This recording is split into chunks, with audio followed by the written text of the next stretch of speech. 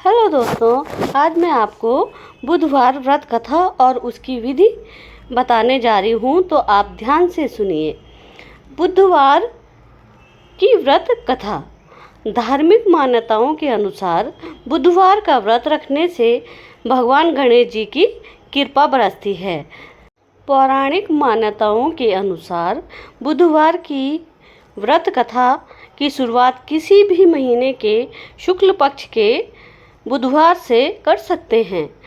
हालांकि इस व्रत को शुरू करने के लिए सबसे शुभ समय विशाखा नक्षत्र युक्त बुधवार माना गया है। इस व्रत का पालन 7 या 21 बुधवार तथा विधिवत करना चाहिए। आखिरी व्रत वाले दिन नियमानुसार उद्यापन करना चाहिए और ध्यान रहे पितृपक्ष में इस व्रत की शुरुआत ना करें। बुधवार की कथा इस प्रकार है, ध्यान से सुनिए। समतापुर नगर में मधुसूदन नामक एक व्यक्ति रहता था। वह बहुत धनवान था।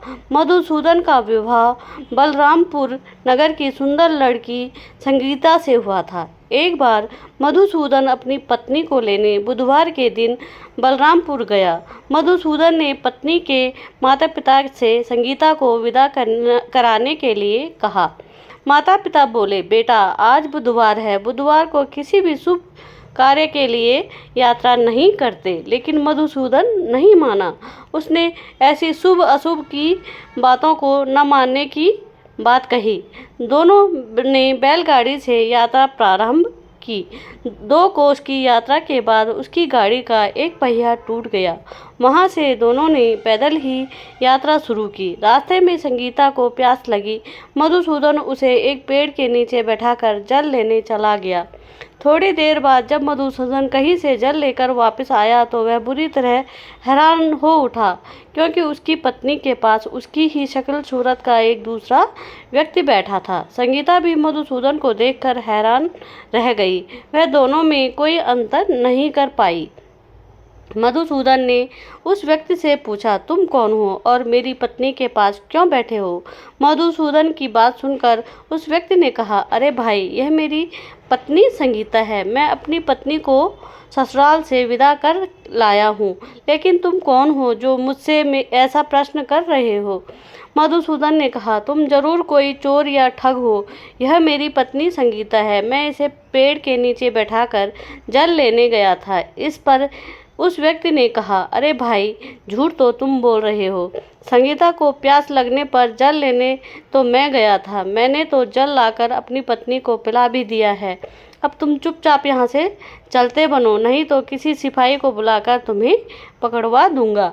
दोनों एक दूसरे से लड़ने लगे। उन्हें लड़ते देख बहुत से लोग वहाँ एकत्र हो गए। नगर के कुछ सिपाही भी वहाँ आ गए। सिपाही उन दोनों को पकड़कर राजा के पास ले गए। सारी कहानी सुनाकर राजा भी कोई निर्णय नहीं ले पाया। संगीता भी उन दोनों से अपने वास्तविक पति को नहीं पहचान पा रही थी। राजा ने दोनों को कारागार में डाल देने के लिए कहा। राजा के फैसले पर असली मधुसूदन भयभीत हो उठा तथा आकाशवाणी हुई, मधुसूदन, तूने संगीता के माता पिता की बात नहीं मानी और बुधवार के दिन अपनी ससुराल से प्रस्थान किया। यह सब भगवान वासुदेव के प्रकोप से हो रहा है। मधुसूदन ने भगवान बुद्धदेव से प्रार्थना की कि हे भगवान बुद्धदेव, मुझे क्षमा कर दीजिए। मुझसे बहुत बड़ी गलती हुई। भविष्य में अब कभी बुधवार के दिन यात्रा नहीं करूंगा और सदैव बुधवार को आपका व्रत किया करूंगा। मधुसूदन के प्रार्थना करने से भगवान बुद्धदेव ने उसे क्षमा कर दिया। तभी दूसरा व्यक्ति राजा के सामने से गायब हो गया। राजा और दूसरे लोग इस चमत्कार को देख हैरान हो गए। भगवान बुद्धदेव की इस अनुकंपा से राजा ने मधुसूदन और उसकी पत्नी को सम्मानपूर्वक विदा किया। कुछ दूर चलने पर रास्ते में उन्हें बैलगाड़ी मिल गई। बैलगाड़ी का टूटा हुआ पहिया भी जुड़ा हुआ था। दोनों उसमें बैठकर समतापुर की ओर चल दिए। मधुसूदन और उसकी पत्नी संगीता दोनों बुधवार को व्रत करते हुए आनंदपूर्वक जीवन यापन करने लगे। इस तरह भगवान बुद्ध देव की कृपा से उनके यहाँ खुशियाँ बरसने लगी। इस तरह से जो स्त्री पुरुष विधिवत बुधवार का व्रत करके व्रत कथा सुनते हैं, भगवान बुद्ध देव उनके सभी कष्टों को दूर करते हैं। दोस्तों, आपको ये बुधवार की कथा कैसे लगी? तो बुधवार की कथा विधि इस प्रकार है, आप इसको भी सुन लीजिए। बुध को बुद्धि का कारण माना गया है, जो कि एक महत्वपूर्ण ग्रह भी है। अगर किसी की कुंडली में बुध खराब हो तो उसके जीवन में कभी भी तरक्की नहीं होती, साथ ही उसे कभी भी कामयाबी नहीं मिलती। बुध को व्यापार और बहन बेटी का कारक भी माना जाता है।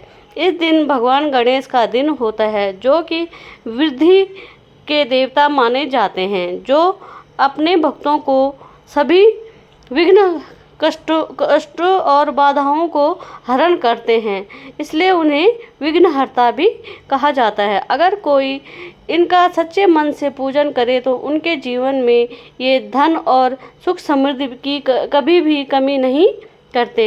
भगवान गणेश, जिन्हें विघ्नहर्ता भी कहा जाता है, उनकी पूजा अर्चना करने से जीवन में सभी सुख और सभी दुख दूर हो जाते हैं। इस दिन व्रत रखने का भी विधान है। अगर कोई इस दिन सच्चे मन से गणेश जी का आराधना करता है और उनके जीवन में धन और सुख समृद्धि की कभी कमी नहीं रहती। बुधवार की व्रत की विधि इस प्रकार है दोस्तों।